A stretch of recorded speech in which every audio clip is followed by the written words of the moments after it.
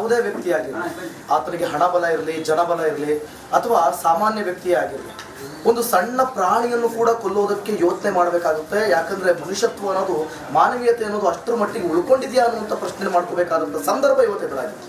So ಹಾಗಾಗಿ ಯಾರಿಗೂ ಕೂಡ ಒಬ್ಬರನ್ನು ಕೊಲ್ಲುವಂಥ ಅಧಿಕಾರ ಯಾವ ಅಧಿಕಾರಿಗಳಿಗೂ ಇಲ್ಲ, ಪೊಲೀಸ್ನವರಿಗೆ ಇಲ್ಲ, ಮಿಲಿಟರಿ ಆಫೀಸರ್ಸ್ಗೆ ಇಲ್ಲ.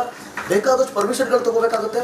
ಅಂಥವ್ರು ಒಬ್ಬರ ಚಿತ್ರಹಿಂಸೆ ಕೊಟ್ಟು ಸಂದೇಶ ಕೊಡಬೇಕಾದವರು ಸಾಯಿಸ್ತಾರೆ ಅಂತಂದರೆ ಏನು ಅರ್ಥ ಕೊಡ್ತಾ ಇದೆ ಅಂತ ಈಗ ರೇಣುಕಾ ಸ್ವಾಮಿ ಅವರ ತಂದೆ ತಾಯಿ ನಮ್ಮ ಜೊತೆ ಇದ್ದಾರೆ.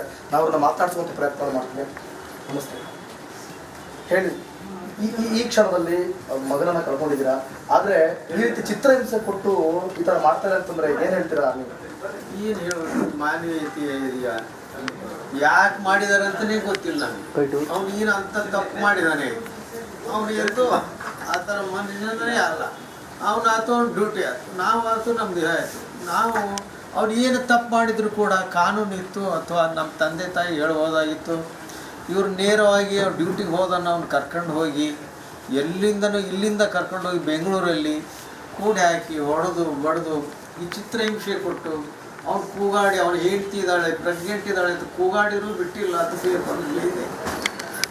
ಅವ್ರು ಯಾಕೆ ಹಿಂಗೆ ಮಾಡಿದರು ಮಾಡಿಬಿಟ್ಟಾರೆ. ಮೂಗ್ ನೋಡಂಗಿಲ್ಲ, ಒಬ್ಬನೇ ನಮ್ಮ ಮನೆಯವ್ರು ನೋಡಾರು ಬಿಡ್ಬೇಕು ಬಿಟ್ಟು 12-10 ಜನ ಸೇರಿ ಒಂದೇ ಪಟ್ಟಿಗೆ ಹೊಡೆದಾರೆ, ಡ್ರಿಂಕ್ಸ್ ಮಾಡಿ ಹೊಡೆದಾರೆ. ನಮ್ಮ ಮನೆಯವ್ರು ನನ್ನ ಹೆಂಡ್ತಿ ಪ್ರೆಗ್ನೆಂಟ್ ಅಂತ ಹೇಳಿದ್ರು ಬಿಟ್ಟಿಲ್ಲ ಸರ್. ಎಷ್ಟು ಕ್ರೂರವಾಗಿ ಕೊಲೆ ಮಾಡ್ಯಾರ. ಆ ದರ್ಶನ್ ಸರಿಗೆ ಹಿಂಗೆ ಅನಿಸಿಲ್ಲ, ವಾರ್ನಿಂಗ್ ಮಾಡಿ ಬಿಟ್ಟಿದ್ರೆ ಹಾಕಿತ್ತು. ಪೊಲೀಸರಿಗೆ ಕೊಡ್ಬೇಕಿತ್ತು. ಅವ್ರು ಯಾಕೆ ಕಾನೂನು ಕೈಗೆ ತಗೊಂಡ್ರು. ಒಟ್ಟು ನಮ್ಮ ಮನೆಯವ್ರಿಗೆ ಶಿಕ್ಷೆ ಆಗಬೇಕು. ನಮ್ಮ ಅತ್ತಿ ಮಾವ ಬೇರೆ ವಯಸ್ಸಾಗೈತಿ, ನಮ್ಮ ಮನೆ ಡ್ಯೂಟಿ ಹೋಗಿದ್ರು, ನಮ್ಮ ಜೀವನ ಹೆಂಗೆ ರೂಪಿಸ್ಕೊಂತಿದ್ರು. ಈಗ ಮುಂದೆ ನಮ್ಮ ಪಾಪು ಹುಡ್ತತ್ತೆ ಅಪ್ಪ ಅಂತ ಕೇಳಿದ್ರೆ ನಾನು ಹೆಂಗೆ ಹೇಳ್ಬೇಕು? ಹಿಂಗೆ ನಾನು 5 ತಿಂಗಳು ಪ್ರೆಗ್ನೆಂಟ್ ಇದ್ದೇನೆ, 28ಕ್ಕೆ ನನ್ನ ಮದುವೆಯಾಗಿ 1 ವರ್ಷ ಆಗ್ತದೆ. ನಾನು ಹೆಂಗೆ ನಡಿ ಈಗ ಶುರು ಮಾಡೋಣ.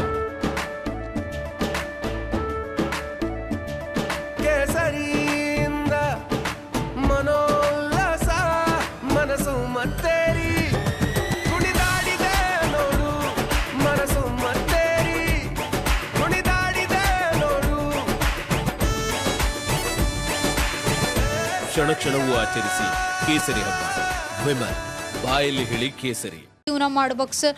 ನಮ್ಮ ಮನೆಯವ್ರಿಗೆ ಆತ್ಮಕ್ಕೆ ಶಾಂತಿ ಸಿಗಲಿ ಸರ್. ಅವಳು ಹೆಣ್ಣಾಗಿ ಹಿಂಗೆ ಇನ್ನೊಬ್ರಿಗೆ ಹಿಂಗೆ ತೊಂದರೆ ಕೊಡ್ಬೋದೇನು ಸರ್? ಸುಮ್ಮನೆ ಇದ್ದಿದ್ರೆ ಆಕಿತ್ತು ಅವಳ ಕೆಲಸ ಅವಳು ನೋಡ್ಕೊಂಡು. ಹಿಂಗೆ ದೊಡ್ಡ ಮಾಡಿ ಕೊಲೆನೇ ಯಾಕೆ ಮಾಡ್ಬೇಕು ಸರ್? ಹಿಂಗೆ ನಮ್ಮ ಜೀವನ ಹೆಂಗೆ? ಕೋರ್ಟ್ ಒಳಗಡೆ ದರ್ಶನ್ ಮತ್ತು ಪವಿತ್ರ ಗೌಡ ಕಣ್ಣೀರು ಹಾಕಿದ್ರಂತೆ, ಏನು ಹೇಳ್ತೀರಾ? ಅವ್ರು ನೋಡಿ, ನಮಸ್ಕಾರ, ಕರ್ನಾಟಕ ಪ್ರೈಮ್ ಟೈಮ್ಗೆ ಸ್ವಾಗತ. ನಾನು ಜಯಪ್ರಕಾಶ್ ಶೆಟ್ಟಿ. ಇಡೀ ಕರ್ನಾಡು ಇವತ್ತು ರೆಬೆಲ್ ಆಗಿ ನಿಂತಿದೆ. ಈ ಹಗರಣಗಳನ್ನು ಸದನದಲ್ಲಿ ಪ್ರಸ್ತಾಪ ಮಾಡಲು ಕೂಡ ಕಾಂಗ್ರೆಸ್ ಹಿಂದೇಟು ಹಾಕಿದ್ದೇಕೆ? ನಿಮ್ಗೆ ಸಂಬಳ ಅದಕ್ಕೆ, ನಿಮಗೆ ವಾಹನ ಅದಕ್ಕೆ, ನಿಮಗೆ ವೆಪನ್ ಅದಕ್ಕೆ, ನೀವು ಅದನ್ನು ಸೆರೆ ಹಿಡಿಬೇಕಾಗಿತ್ತು. ನೀವು ವಿದ್ಯುತ್ ಬರ ಇದೆ ಅಂತ ಹೇಳ್ತಾ ಇದ್ದೀರಿ, ಎಲ್ಲಿ ಬರ ಇದೆ ನೀವು ಹೇಳಬೇಕು. ಪಾಕಿಸ್ತಾನ್ ಆಕ್ಯುಪೈಡ್ ಕಾಶ್ಮೀರ್ ಅದು ಎಂದೆಂದಿಗೂ ನಮ್ಮದು. 40 ಮೆಷಿನ್ಗಳು ತಂದಿತ್ತು ನೋಟ್ ಎಣಿಸುವುದಕ್ಕೆ, ಅದೇ ಹಾಳಾಗಿದೆ. ಮಥುರಾದ ಗಲಾಟೆ ಇದೆಯಲ್ಲ, ಅದು ಸ್ಥಳೀಯವಾಗಿ ಕೂತು ಪರಿಹರಿಸಬಹುದಾದಂಥ ಕಾನೂನಿದೆ. ಗ್ಯಾರಂಟಿ ಯೋಜನೆಯಿಂದ ನಷ್ಟ ಆಗಿದೆ, ಲಾಭ ಆಗಿದೆ, ದಯವಿಟ್ಟು ಹೇಳಿ. Dawood Ibrahim most wanted criminal ಯಾವಾಗಾದ ಅಂದರೆ ಇಲ್ಲಿ ತನಕ ಭಾರತ ದೇಶದಲ್ಲಿ ಓರ್ವ ದಲಿತ ಪ್ರಧಾನಿಯಾದಂಥ ಇತಿಹಾಸವೇ ಇಲ್ಲ. ರಿಪಬ್ಲಿಕ್ ವರ್ಲ್ಡ್ ಆಪ್ ಇದು ಕೇವಲ ಅಪ್ಲಿಕೇಶನ್ ಅಲ್ಲ, ಸಮಗ್ರ ಸುದ್ದಿಗಳ ಸಂಪರ್ಕ ಮಾರ್ಗಕ್ಕೆ ಕ್ರಾಂತಿಕಾರಿ ಬದಲಾವಣೆ.